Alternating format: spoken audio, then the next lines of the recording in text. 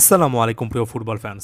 অনেকের কাছে এটা রীতিমতো একটা বোমশেল নিউজ, এমন একটা আপডেট বা এমন একটা রিউমার বলা উচিত যেটাকে কেন্দ্র করে সামনের দিনগুলোতে আপনারা আরও একবার অনেক কথাবার্তা শুনবেন। ব্যাপারটা সুপারস্টার ফুটবলার নেইমারকে কেন্দ্র করে, ব্যাপারটা নেইমারের বার্সাতে ফিরে আসার একটা ক্ষীণ সম্ভাবনাকে কেন্দ্র করে, অর্থাৎ নেইমার যে ইউরোপ ছেড়ে সান্তোসে গিয়েছেন, আরও একবার ইউরোপে ফিরে আসার নাকি একটা চেষ্টা করবেন, এমন টাইপের একটা গুঞ্জন শোনা যাচ্ছে।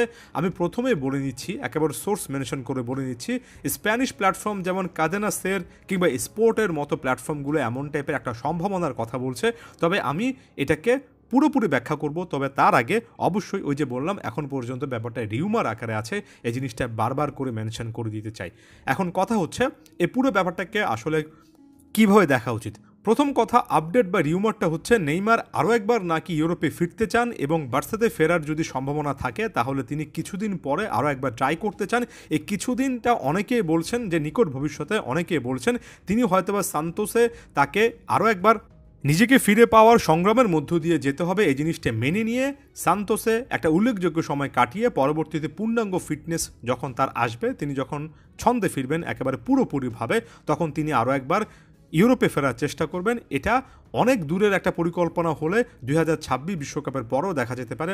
অর্থাৎ নেইমার নাকি তার ক্যারিয়ারটাকে এখানেই একেবারে শেষ চ্যাপ্টারে নিয়ে যাচ্ছেন না, বরঞ্চ তিনি এখনও আশা করছেন সান্তোসের এই গুরুত্বপূর্ণ সময়টা যদি তিনি কাজে লাগাতে পারেন, 26 বিশ্বকাপের পরও তিনি ইউরোপে আসার, যদি ওই সময়টাতে তার পূর্ণাঙ্গ ফিটনেস থাকে, যদি সামগ্রিক অবস্থাটা তার ফেভারে থাকে, তাহলে 34 বছর বয়সে, অর্থাৎ আরও এক বছর পরে যখন বয়সটা 34-35-এর ওই ব্র্যাকেটে যাবে, তখনও তিনি ইউরোপে ফেরার একটা চেষ্টা করবেন এবং এক্ষেত্রে বড় মতো বার্সাতে ফিরে আসার চেষ্টাটাই নাকি এই মুহূর্তে নেইমারের মাথার মধ্যে আছে।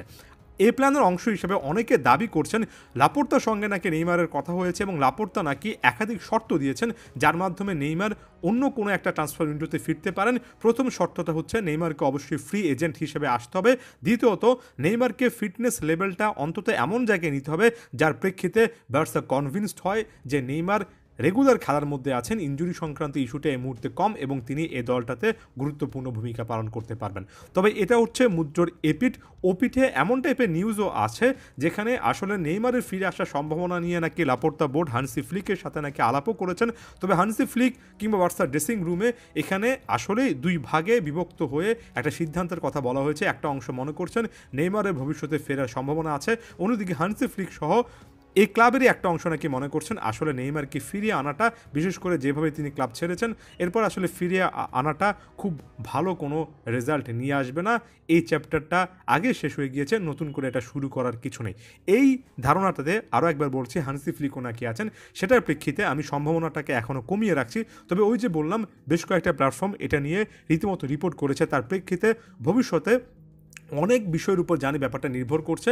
তবে নেইমারের মতো একজন প্লেয়ার যদি এটাকে ভবিষ্যতে একটা লক্ষ্য বানান, যদি শেষ মুহূর্ত পর্যন্ত চেষ্টা করতে পারেন, ইউ নেভার নো, নেইমারকে আরও একবার বার্সাতে দেখা যাওয়ার কিংবা ইউরোপে ফিরে আসার ক্ষীণ সম্ভাবনা কিন্তু নেইমার নিজেই টিকিয়ে রেখেছেন।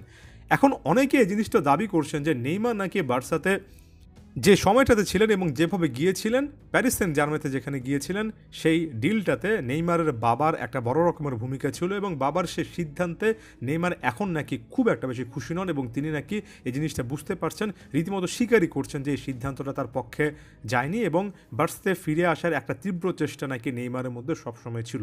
এখন এই শেষ অংশটা বার্সাতে ফেরার তীব্র চেষ্টা যে নেইমারের মধ্যে আছে, এটা তো নেইমার নিজেও অনেকবার স্বীকার করেছেন। তবে মূল প্রশ্নের জায়গা হবে এই যে সান্তোসে সান্তোসে একটার পর একটা ভালো পারফরমেন্স দিয়ে যাওয়া, তার চেয়ে বড় কথা ফিটনেসটাকে সেই জায়গায় রাখা, ফিটনেসটাকে সেই জায়গায় রেখে তারপরে 26 বিশ্বকাপটা ফেস করা, 26 বিশ্বকাপের আগে পরে তারপরে বার্সার কাছে নিজেকে প্রেজেন্ট করা।